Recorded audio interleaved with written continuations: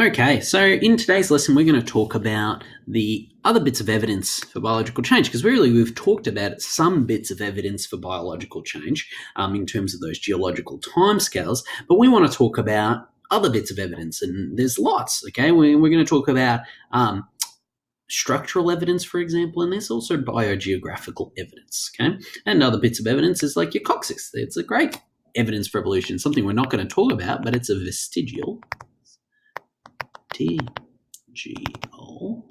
structure.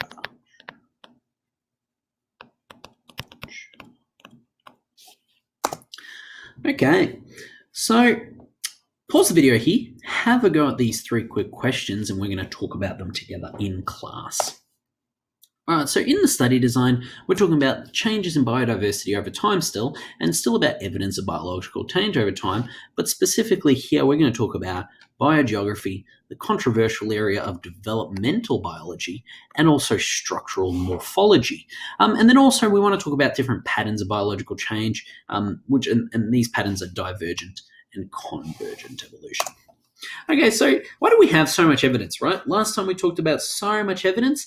Today we're talking about so much evidence. So why do we need so much evidence? And the reason is because evolution is known what is a scientific theory, all right, which controversially has this word theory in it, right? But scientific theories, in truth, are actually all about different bits of facts. Okay, and those different bits of facts sum together to give us a scientific theory, which is an evidence-based scientific theory. All right, so the first little bit of evidence that we have here is called biogeography. All right, bio-life. Geography is all about location. Okay, so biogeography, it's the study of the distribution of species and ecosystems in a geographic space and through geological time. Right? And in general, we know that through biogeography, species that are closely related are geographically close by. So in Africa, for example, that's where we find all the species of zebras. Okay, but not far away, if you just go a little bit further north, to the north of Africa or the Middle East, you actually find all the species of horses, which are very geographically close to the zebras in Africa, and also evolutionarily, so they're actually very close as well. And we can also see this evidence in terms of kangaroos, right? So here is all of the distributions of the kangaroos in Australia. Nowhere else in the world will you find kangaroos. And this biogeography, there are some exceptions to these rules. Doesn't mean these exceptions are actually not evidence for evolution, but they have other reasons for them, such as, for example, tectonic plate movements or migration through ice shelves that later on melted.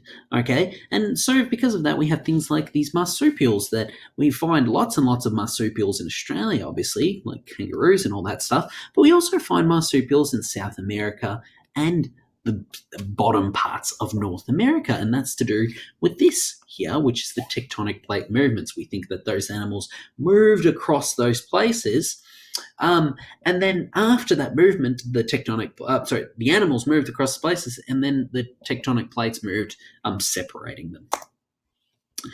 All right.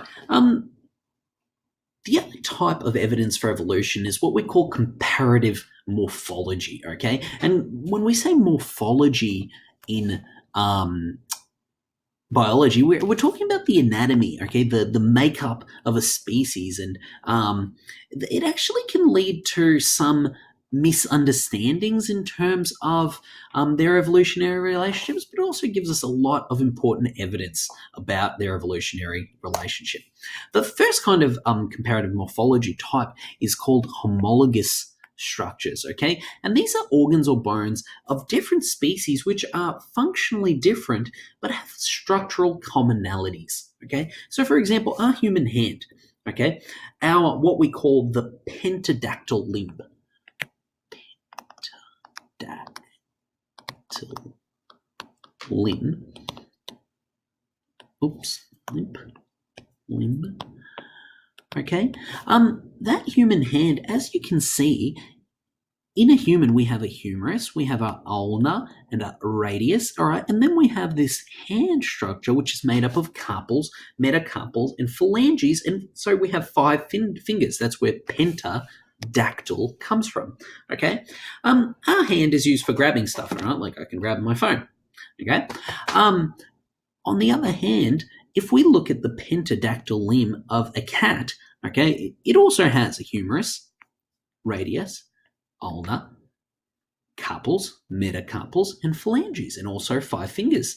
But a cat's hand has a very different function. It's used for walking and running, right? A whale, on the other hand, once again, humerus, radius, ulna, carpals, metacarpals, phalange. And now completely different functions. Swimming, and the bat, once again, guess what? Humerus, radius, ulna, and carpals, metacarpals, phalanges. Okay, and so I'm going over and over this because we can see that as much as the function of all of these animals have these animals have a very different function to their pentadactyl limb, structurally it's the same. And so this leads us to believe.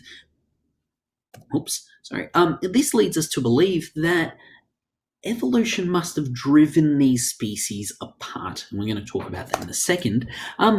Another bit of evolutionary evidence about driving species apart is the controversial field of comparative embryology. So that's comparing embryos of species. And so this image came out a while ago, and you can see from this image that very early on in these species, embryological development, they're all very similar, all right? And then as they develop within either the egg or the womb, they became very, very different. This image is over-exaggerated, but we can actually see here in this little GIF that it's not completely a lie. There is some commonalities in terms of what species look like very early in development.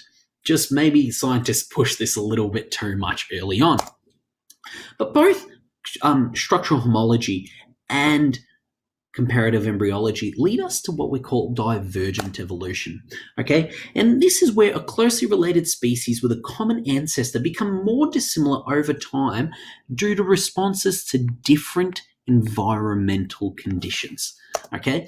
So, for example, if we have an ancestral species, okay, so we might have the mammal ancestor, okay, and this mammal ancestor might have spread around the world. It might have been split up a little bit, or okay, a little bit of allopatric speciation might have happened, and this mammal ancestor actually went and lived, and the ones that lived in different environments all became different species, okay, so they diverged from each other. And a really great example of this is the adaptive radiation that we see in Darwin's finches, the birds that really got Darwin's mind going about evolution. That they all had an ancestral species that probably ate seeds, all right? But because the islands on the Galapagos all split up, some birds were given leaves, and so they became very different. Some birds were given buds or fruits. Some birds were given insects. And because of this, their beaks changed, and they became completely different species. Okay, that's a great example of divergent evolution. All right, the other kind of structure that we have to talk about is actually the opposite of homologous structures. So analogous structure. So homologous comes from having the same, and so having the same structure, all right? Analogous comes from being different. So analogous structures are structurally different, but functionally they're very similar, okay? And best example of this is either looking at flippers in sharks, birds such as penguins, and dolphins, okay? Yeah, sure, these animals all have very similar flipper systems because they all need to swim, all right? But structurally, they are all very, very different, okay? Another example is wings. No one's going to doubt that both a moth and this is a pterodactyl wing, by the way, a bird and a bat wing are all made for flying, but not only do they fly very differently, but structurally they're all very different. Okay, so same function but different structure. And this leads to what we call convergent evolution, which is simply the opposite of divergent evolution. This little diagram actually explains both really well. And this is where some animals might actually evolve similar trait. Okay, they might have analogous structures, but this is just because they have to adapt to similar environmental conditions. Okay, so for example, sharks and dolphins, all right, dolphins are mammals, sharks are cartilaginous fish, okay, and so they're very evolutionary, very different. For example, a dolphin is a lot closer to a puma than it is to a shark, but both dolphins and sharks live in the ocean, and so they both developed this fin structure.